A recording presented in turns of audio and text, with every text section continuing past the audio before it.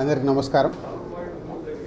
Telangana film development corporation చైర్మన్గా ఈరోజు నేను ఛార్జ్ తీసుకోవడం, ఈ అవకాశం ఇచ్చిన ముఖ్యమంత్రి శ్రీ రేవంత్ రెడ్డి గారికి, అలాగే ఫిలిం మినిస్టర్ కోమటిరెడ్డి వెంకటరెడ్డి గారికి, వారిద్దరి నమ్మకం ఈ ఎఫ్డిసి ఇటు ఫిలిం ఇండస్ట్రీకి, ఇటు తెలంగాణకి, ఇటు గవర్నమెంట్కి మధ్యలో డెవలప్ చేయాల్సిన అవసరం ఎంతైనా ఉంది. ఎందుకంటే ఒకప్పుడు ఎఫ్డిసి అంటే సినిమా ఇండస్ట్రీకి అన్ని రకాలుగా సినిమా ఇండస్ట్రీలో ఇన్వాల్వ్ అయి ఉండేది. సో మళ్ళీ ఆ పూర్వ వైభవం ఎఫ్డిసికి తీసుకురావాలనేది సీఎం రేవంత్ రెడ్డి గారి ఆలోచన. సో దాని గురించి నన్ను ఎఫ్డిసి చైర్మన్గా నియమిస్తున్నానని చెప్పారు. సో 100% సీఎం రేవంత్ రెడ్డి గారి విజన్కి ఈ ఫిలిం ఇండస్ట్రీని గవర్నమెంట్ మధ్యలో తెలంగాణలో ఫిలిం ఇండస్ట్రీని ఇంకా గ్రోత్ చేయాలి.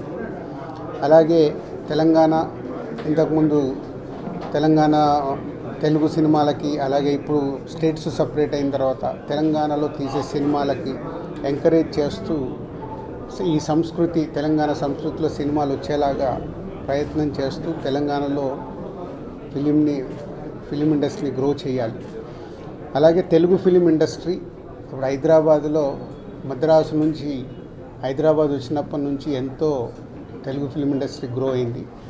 ఆ గ్రోత్ ఇంకా పెరిగేలాగా ఇండియన్ ఫిలిం ఇండస్ట్రీని కూడా హైదరాబాద్లో ఎన్నో షూటింగ్లు జరుగుతున్నాయి ఆల్ లాంగ్వేజెస్లో, అది ఇంకా గ్రోత్ అయ్యేలాగా ఈ ఫిలిం ఇండస్ట్రీకి హైదరాబాద్ బేస్డ్గా ఇండియన్ ఫిలిమ్స్ గ్రో అయ్యేలాగా చేయాలి.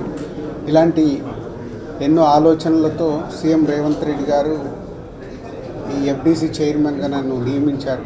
సో ఫిలిం ఇండస్ట్రీలో ఇటు Telugu film chamber of commerce కానీ, అలాగే Telangana film chamber of commerce కానీ, ఫిలిం ఇండస్ట్రీకి కావాల్సినవి గవర్నమెంట్ నుంచి ఏమేమి పనులు చేయాలి, ఏమేమి చేయాలని ఎఫ్డిసి వారధిగా ఉంటూ అటు ఫిలిం ఇండస్ట్రీకి, ఇటు గవర్నమెంట్కి, ఇటు ఫిలిం ఇండస్ట్రీ అంటే ఇక్కడ తెలంగాణలో ఉన్న ఎగ్జిబిటర్స్ వాళ్ళకి ఎన్నో సమస్యలు ఉన్నాయని చెప్తున్నారు.